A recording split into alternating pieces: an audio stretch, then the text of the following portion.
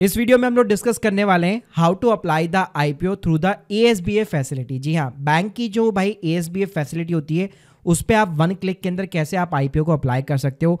इसको कंपैरिजन भी करेंगे कि यूपीआई से जो आप आईपीओ अप्लाई करते हो उसके कंपेयर में यहाँ पे आपको क्या एक्स्ट्रा बेनिफिट देखने को मिलते हैं। पूरा स्टेप बाय स्टेप प्रोसेस बताने वाला हूँ जहाँ पे कोई भी फेलियर नहीं होने वाला है। प्लस कोटक हो गया, आईसीआईसीआई बैंक, एसबीआई हो गया, एचडीएफसी हो गया, मतलब मोस्टली सभी बैंकों का जो कॉमन प्रोसीजर रहता है एएसबीएफ फैसिलिटी का वो हम लोग इस वीडियो के अंदर डिस्कस करने वाले हैं। तो प्लीज पूरा वीडियो जरूर देखिएगा। पहले देखो, एएसबीए को अगर मैं यूपीआई से कंपेयर करना चाहूँ, एएसबीए फैसिलिटी के अंदर आपको ना 5-6 एक्स्ट्रा बेनिफिट देखने को मिलते हैं। पहली चीज देखो, यूपीआई आईडी की रिक्वायरमेंट नहीं है। सारी इन्वेस्टर कैटेगरी के लिए आप अप्लाई कर सकते हो, चाहे आप रिटेल के अंदर हो, एचएनआई के अंदर भी अप्लाई करना है, बड़ी बिट्स लगानी है तब भी आपको एएसबीएफ फैसिलिटी यूज में लेनी पड़ेगी। इसके अलावा हाई अमाउंट ऑफ एप्लीकेशन लगा सकते हो। यूपीआई के अंदर क्या होता है, मैक्सिमम जो है केवल 5 लाख की बिड एक्सेप्ट होती है। 5 लाख के बियॉन्ड जाना चाहते हो तो फिर आपको एएसबीएफ फैसिलिटी यूज में लेनी पड़ती है। इसके अलावा एएसबीए के अंदर भाई मैंडेट को अप्रूव कराने की जरूरत नहीं है। ऐसा नहीं होता अभी आप आईपीओ को एप्लीकेशन को अप्लाई कर रहे हो फिर आधे घंटे बाद 1 घंटे बाद यूपीआई के ऊपर रिक्वेस्ट आती है मैंडेट की, ऐसा नहीं होगा। सीधा वन क्लिक के अंदर पैसा आपका ब्लॉक हो जाता है बैंक अकाउंट से। और अगर आईपीओ की एप्लीकेशन भी कैंसिल करनी है नेट बैंकिंग के अंदर ही आप वन क्लिक के अंदर कैंसिल भी कर सकते हो। तो चलो भाई सीधा मैं आपको लाइव ले चलता हूं। तो ये मैंने अपना आईसीआईसीआई बैंक का जो है नेट बैंकिंग ओपन कर लिया है। वैसे आप चाहो तो ऐप के अंदर भी आजकल कई बैंक ये चीजें आपको प्रोवाइड करने लग गए हैं। तो मोस्टली अगर आप देखोगे हर बैंक का एक ना इन्वेस्टमेंट वाला सेक्शन होता है, ठीक है। यहाँ पे आपको या तो डायरेक्टली आईपीओ का ऑप्शन मिल जाता है वरना आप इन्वेस्ट ऑनलाइन पे क्लिक कर लो। तो यहाँ पे आप देखोगे तो online IPO, right issue, call money, ये सारे ऑप्शन आपको देखने को मिल जाएंगे। सिंपली भाई ये एक बार मेरे से कंफर्मेशन मांगेगा, मैं सारी चीजें टर्म्स एंड कंडीशन यहाँ पे एक्सेप्ट कर लूंगा, प्रोसीड कर लूंगा, तो ये मेरे को आईसीआईसीआई डायरेक्ट के ऊपर रिडायरेक्ट कर देगा जहाँ पे आप देख सकते हो काफ़ी सारे आईपीओ चल रहे हैं। तो अभी तक मैंने अपना डीमेट अकाउंट जो है आईसीआईसीआई बैंक के साथ में लिंक नहीं करा रखा। तो एग्जांपल के साथ में चलते हैं, जैसे मान लो मेरे को ना बजाज फाइनेंस वाली कैटेगरी के अंदर मतलब उसका आईपीओ मेरे को अप्लाई करना है। तो यहाँ पे आप देख सकते हो आपको एम्प्लॉयज़ की कैटेगरी देखने को मिल जाएगी, आपको नॉर्मल रिटेल वाली कैटेगरी देखने को मिल जाएगी, शेयर होल्डर वाली कैटेगरी हो गई। तो मान लो मैं रिटेल के अंदर अप्लाई करना चाहता हूं, तो जैसे मैंने अप्लाई बटन पे क्लिक कर दिया, अब आप देख सकते हो यहाँ पे रिटेल कैटेगरी और एचएनआई दोनों अलग अलग कैटेगरी दी गई है। अब यहाँ पे क्या है, आपका बैंक अकाउंट वही रहेगा जो जिससे आप अप्लाई कर रहे हो। अब यहाँ पे आपको अपनी एनएसडीएल और सीडीएसएल की आईडी डालनी पड़ती है। तो अगर मैं बात करूँ जीरोधा की, ग्रो की, आप स्टॉक की, एंजल वन की, मोस्टली सारे जो है सीडीएसएल के साथ में रजिस्टर्ड है। तो आपको क्या करना होता है, सिंपली आपका जहां पे भी डीमैट अकाउंट है उसकी आप प्रोफाइल वाले सेक्शन के अंदर चले जाओ। वहां पे जाते ही आपको यहाँ पे आप देख सकते हो आपको एक ना डीमैट अकाउंट नंबर मिल जाता है, सिंपली 15-16 डिजिट का नंबर होता है ये। तो इसको आप कॉपी कर लीजिए और जैसे मैंने यहाँ पे सीडीएसएल सेलेक्ट कर रखा है, यहाँ पे डीपी आईडी के अंदर वो आपको जो है सारे नंबर्स डालने हैं। तो जैसे मैंने डीपी अकाउंट के अंदर वो अपने नंबर डाल दिए, ठीक है। नीचे आपकी क्वांटिटी आती है, तो जैसे हम लोग यूपीआई के थ्रू अप्लाई करते हैं सेम यहाँ पे फंडा काम करता है। आपका मिनिमम लॉट साइज के अंदर जो भी यहाँ पे शेयर्स होंगे अपने आप आपको दिख जाएंगे। ये आप कट ऑफ प्राइस के ऊपर लगा रहे हो तो 14,980 रुपये का यहाँ पे जो एक तरह से आईपीओ हो गया। तो यहाँ पे जैसे आप सबमिट बिड के ऊपर क्लिक करोगे, यहाँ पे आप देख सकते हो आपका जो है इतने का अमाउंट जो है आपको अप्रूव नहीं कराना, अपने आप ही ये ब्लॉक हो जाएगा। तो जैसे भाई मैं कंफर्म बटन पे क्लिक करूंगा, आप देख सकते हो मेरी आईपीओ की रिक्वेस्ट जो है सक्सेसफुली यहाँ पे प्लेस हो चुकी है। अब यहाँ पे मैं ऑर्डर बुक में देख सकता हूँ, मतलब कोई भी मेरे को आईपीओ की तरह जैसे हम लोग यूपीआई के अंदर करते हैं कि यूपीआई की रिक्वेस्ट आएगी फोन पे, जीपे पे, पेटीएम पे, उसको मैं अप्रूव कराऊंगा, ऐसा कुछ भी नहीं होने वाला। सीधा इतना अमाउंट जो है आपके बैंक अकाउंट के अंदर लियन हो जाता है, यानी ब्लॉक हो जाता है। मान लो इस एप्लीकेशन के अंदर आपको कोई भी चेंजेस करने हैं तो वो भी आप नेट बैंकिंग के थ्रू यहीं पे आप कर सकते हो। मान लो आपको विड्रॉल करनी है, ठीक है, तो यहाँ पे देखो आप यहाँ पे आपको ना विड्रॉल का ऑप्शन मिल जाएगा। आपको मॉडिफाई करनी है, रिवाइज करनी है बेट, तो वो ऑप्शन भी यहाँ पे आपको देखने को मिल जाएगा। ऐसे ही मान लो अगर मैं कोटक की बात करूँ तो कोटक की भी आपको नेट बैंकिंग ओपन कर लेनी है। यहाँ पे भी आप इन्वेस्टमेंट वाले सेक्शन में एएसबीएफ फैसिलिटी आपको देखने को मिल जाता है। तो यहाँ पे क्या होता है, पहले आपको एक बेनिफिशियरी यहाँ पे जो रजिस्टर कराना पड़ता है। मतलब जैसे हम लोगों ने कैसे आईसीआईसीआई के अंदर सीधा ही एक सीडीएसएल का आईडी डाल दिया, यहाँ पे पहले आपको एक बार रजिस्टर कराना पड़ेगा। तो यहाँ पे आप देख सकते हो रजिस्ट्रेशन में आपको सिंपली एनएसडीएल पूछेगा, सीडीएसएल पूछेगा, और मैं ऑलरेडी बता चुका हूँ अगर सीडीएसएल है तो सीधा अपना क्लाइंट आईडी डाल दो जो 15-16 डिजिट का होगा और उसको एक बार यहाँ पे जो है आप रजिस्टर करा लो। फिर भाई यहाँ पे भी अपना वही सेम प्रोसेस रहेगा। आप अप्लाई नाउ बटन पे क्लिक करो, बेनिफिशियरी अपना सीडीएसएल अकाउंट सेलेक्ट कर लो, आईपीओ कंपनी में जिस भी कंपनी में अप्लाई करना है, इन्वेस्टर कैटेगरी आ जाती है, एम्प्लॉयज़ में करना है, शेयर होल्डर में करना है, एचएनआई में करना है। तो मान लो मेरे को सिंपली रिटेल के अंदर जाना है तो रिटेल वाली कैटेगरी मैंने सेलेक्ट कर। तो यहाँ पे भी इस तरह से सेम कॉन्सेप्ट खुल जाएगा। आपको सिंपली यहाँ पे शेयर्स डालने हैं। तो मान लो मेरे को मिनिमम 1 लॉट यहाँ पे अप्लाई करना है, तो मैंने यहाँ पे 214 शेयर डाल दिए बजाज फाइनेंस के हाउसिंग फाइनेंस के अंदर।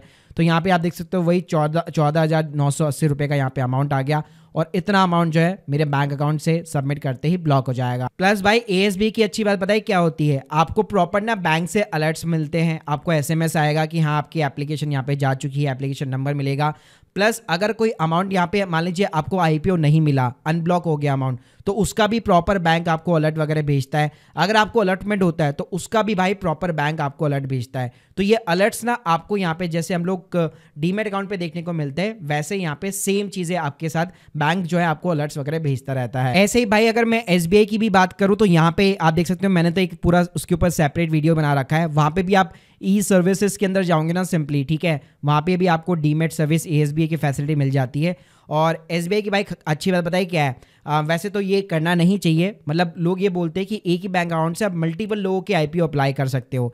तो एसबीआई भाई ये फैसिलिटी आपको प्रोवाइड करता है। जैसे यहाँ पे आपको कंपनी वगैरह चूज करनी पड़ती है, फिर जब आप सीडीएसएल का रजिस्टर करते हो ना, तो वहाँ पे क्या है आप पैन नंबर जो है अलग डाल सकते हो। मतलब मान लो बैंक अकाउंट मेरा है, ठीक है, अब मेरे 4 फैमिली मेंबर है और चारों का मैं एक ही अकाउंट से अप्लाई करना चाहता हूँ, तो चारों के अलग अलग मैं सीडीएसएल को यहाँ पे रजिस्टर करा सकता हूँ, और चारों के जो है मैं एक ही बैंक अकाउंट से यहाँ पे जो है अप्लाई कर सकता हूँ आईपीओ के लिए। वैसे तो गाइडलाइंस ये बोलती है कि ऐसा नहीं करना चाहिए, जिस बंदे का बैंक अकाउंट है उसी बंदे का डीमेट अकाउंट भी होना चाहिए। लेकिन एसबीआई के अंदर भाई ये फीचर है कि आप पैन नंबर अलग अलग डालकर, सीडीएसएल आईडी अलग अलग डालकर आप अप्लाई कर सकते हो। फिर भाई आप लोगों का सवाल होगा कि जब अलॉटमेंट का प्रोसीजर होता है तो क्या सेम प्रोसेस रहता है चेक वगैरह करने का? तो जी हाँ, सेम रहता है, बैंक्स भी आपको अलर्ट्स वगैरह दे देता है। बाकी गाइस आप जो है रजिस्ट्रार की वेबसाइट के ऊपर जाओ, जो भी भाई आपको आईपीओ वगैरह चेक करना है वो यहाँ पे सिंपली सेलेक्ट करके अपना एप्लीकेशन नंबर या पैन नंबर के थ्रू आप अपना स्टेटस वगैरह चेक कर सकते हो। भाई आप लोगों का ये सवाल और होगा कि मान लीजिए मेरे को शेयर्स यहाँ पे अलॉट हो गए, मेरे को पता लग गया कि हाँ भाई आईपीओ के अंदर मेरे को अलॉटमेंट मिल चुका है, तो ये जो शेयर्स आएंगे वो कहाँ पर आएंगे? तो वो भाई आपके डीमेट अकाउंट के अंदर ही आएंगे। तो जैसे मान लो अगर मैंने ग्रो के थ्रू यहाँ पे एएसबीए के थ्रू मैंने यहाँ पे अप्लाई कर रखा है, तो ग्रो का जब आप अपना पोर्टफोलियो चेक करोगे ना, बकायदा आपको प्रॉपर यहाँ पे शेयर दिखने वाले हैं। भले आपने बैंक से अप्लाई कर रखे हैं, यहाँ पे आपने ग्रो का यूपीआई वाला मेथड यूज नहीं लिया है, लेकिन स्टिल आपको अपने पोर्टफोलियो के अंदर जो भी शेयर आपने आईपीओ के अंदर अप्लाई किए हुए वो आपको यहाँ पे दिखने वाले हैं। सेम चीज जो है कॉन्सेप्ट यहाँ पे जीरोधा हो गया, एंजल वन हो गया, सभी के साथ में रहता है। आपने चाहे बैंक के थ्रू अप्लाई कर रखा है, लेकिन शेयर अगर आपको अलॉट हुए हैं, आपके सीडीएसएल अकाउंट के अंदर डिपॉजिट हुए हैं, तो बकायदा आपको होल्डिंग वाले सेक्शन में दिखने वाले हैं। और जिस दिन आईपीओ ओपन होता है उस दिन यहाँ पे आप अपने डीमेट अकाउंट के थ्रू ही बेच सकते हो, और वो पैसा जो है आपके सिंपली वॉलेट के अंदर आ जाता है। फिर वहां से आप अपने बैंक अकाउंट के अंदर भाई जो नॉर्मल प्रोसेस रहता है उससे आप विड्रॉल कर सकते हो। इसके अलावा भाई जो एचएनआई कैटेगरी में अप्लाई करते हैं, तो देखिए उनके लिए थोड़ा सा डिफरेंट यहाँ पे नियम होता है। एक तो आप जो है कट ऑफ प्राइस के ऊपर नहीं लगा सकते बिडिंग को। एएसबीए फैसिलिटी के थ्रू अगर आप 5 लाख के बियॉन्ड एप्लीकेशन अप्लाई कर रहे हैं कोई दिक्कत नहीं है, लेकिन कट ऑफ प्राइस के ऊपर आप नहीं लगा पाओगे। प्लस वहां पे एक बार अगर आपने लगा दी, ठीक है, जैसे हम लोग रिटेल के अंदर तो क्या एप्लीकेशन को कैंसिल भी कर सकते हो, मॉडिफाई कर सकते हो, लेकिन वहां पे भाई ये चीज़ें अलाउ नहीं है। तो उसके ऊपर भाई सेपरेट रूल बने हुए, मेरा सेपरेट ऑलरेडी वीडियो बना हुआ है, ये लिंक आपको डिस्क्रिप्शन बॉक्स में मिल जाएगी। इसके अलावा यहाँ पे कई लोगों का ये डाउट रहता है कि मान लो जैसे आप बजाज हाउसिंग फाइनेंस का मेरे को शेयर होल्डर कैटेगरी या एम्प्लॉय कैटेगरी में अप्लाई करना है, तो क्या तो भी मैं अगर दूसरी कैटेगरी में अप्लाई करना है तो क्या तो भी मैं एएसबीए फैसिलिटी के थ्रू जा सकता हूं?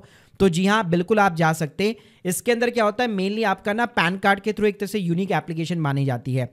तो मान लो अगर आप एक शेयर होल्डर हो, आपके पास में ऑलरेडी बजाज फाइनेंस के शेयर्स है, ठीक है, तो आपने जो एप्लीकेशन लगा रखी है वो पैन कार्ड नंबर के थ्रू यहाँ पे ट्रैक होती है। मतलब आपका पैन नंबर सिंपली इस एप्लीकेशन के साथ में अलाइन है। तो आप चाहे बैंक के थ्रू अप्लाई कर रहे हो, डीमेट अकाउंट के थ्रू अप्लाई कर रहे हो, मान लो जैसे मेरा जीरोधा के अंदर शेयर है, ठीक है, लेकिन मैं जो डीपीआईडी डाल रहा हूँ वो ग्रो की डाल रहा हूँ और बैंक के थ्रू अप्लाई कर रहा हूँ, तो स्टिल मैं शेयर होल्डर कैटेगरी के अंदर अप्लाई कर सकता हूँ, उससे कोई फर्क नहीं पड़ता।